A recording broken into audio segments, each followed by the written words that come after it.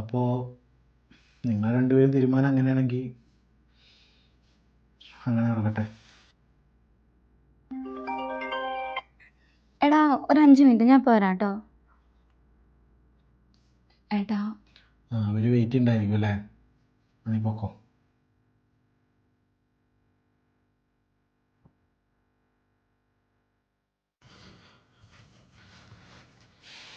അമ്മു,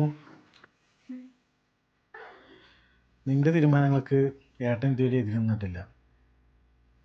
അന്ന് നിങ്ങളെ കല്യാണക്കാര്യം വീട്ടിൽ സംസാരിച്ചപ്പോഴും അച്ഛനും അമ്മയും എതിര് പറഞ്ഞപ്പോഴും ഞാനായിരുന്നു ഏറ്റവും കൂടുതൽ സപ്പോർട്ട് ചെയ്തിട്ടുണ്ടായിരുന്നത്. ഇപ്പോൾ മോൾക്ക് ഒരു ജോലിയായി, ഒരുപാട് കൂട്ടുകാരായി, ഒരുപാട് തിരക്കായി. ഇതൊന്നും ഇല്ലാത്ത സമയത്തും അവൻ മാത്രം നിൻ്റെ കൂടെ ഉണ്ടായിരുന്നുള്ളൂ. അന്ന് മോൾക്ക് ചുറ്റും ഇത്ര ആൾക്കാരൊന്നും ഉണ്ടായിരുന്നില്ല. അല്ലെങ്കിലും പുതിയ പുതിയ കാര്യങ്ങൾ വരുമ്പോൾ പഴയതൊക്കെ കുറച്ച് ഭാരമാവും അല്ലേ? അങ്ങനെയല്ല ഏട്ടാ. മനസ്സിലാവും. ഇപ്പോൾ നിൻ്റെ കൂട്ടുകാരൻ നിൻ്റെ ഫോണിൽ വിളിച്ചപ്പോൾ നീ പെട്ടെന്ന് ഫോൺ എടുത്തില്ലേ? ഇതേ നിൻ്റെ ഫോണിലേക്ക് അവൻ എത്ര തവണ വിളിച്ചിട്ടുണ്ട്, ഞാൻ എത്ര തവണ അത് കണ്ടിട്ടുണ്ട്.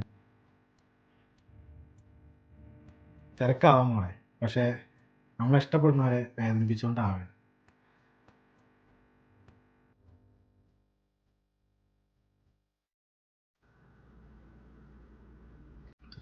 അളിയൻ നേരത്തെ ചോദിച്ചില്ലേ എന്താ കാരണമെന്ന്? അളിയ ഈ സ്നേഹം പരിഗണനയൊന്നും ചോദിച്ചു വേണ്ടൊന്നല്ല. നമുക്ക് അവരല്ലാത്തടത്ത് നിൽക്കാണ്ടിരിക്കുന്ന ഏറ്റവും നല്ലത് അല്ലേ?